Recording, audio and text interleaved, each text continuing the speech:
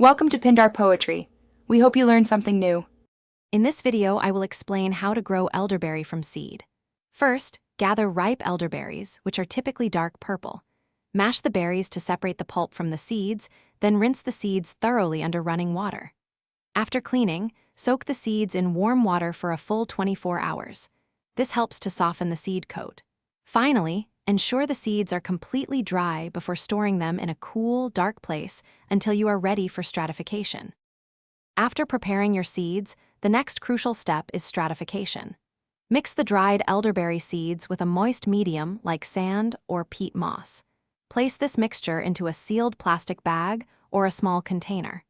Refrigerate the seeds for a period of 60 to 90 days, maintaining a consistent temperature between 35 and 40 degrees Fahrenheit.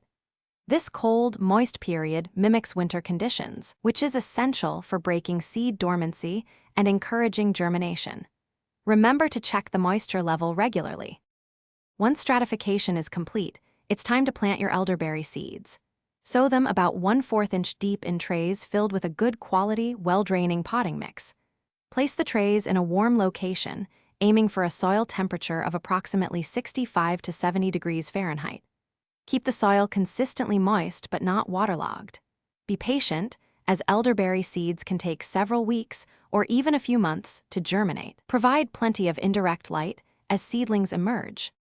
As your elderberry seedlings grow, gradually acclimate them to outdoor conditions by hardening them off over a week or two. Once they reach a height of 4 to 6 inches, they are ready for transplanting into your garden. Select a location that receives full sun and has rich, well-draining soil. Ensure adequate spacing for mature growth. Remember, for more great gardening tips and other fantastic deals, including a link to some incredibly durable socks, check out the description below this video. Happy growing! Thanks for watching. Consider subscribing if we helped you.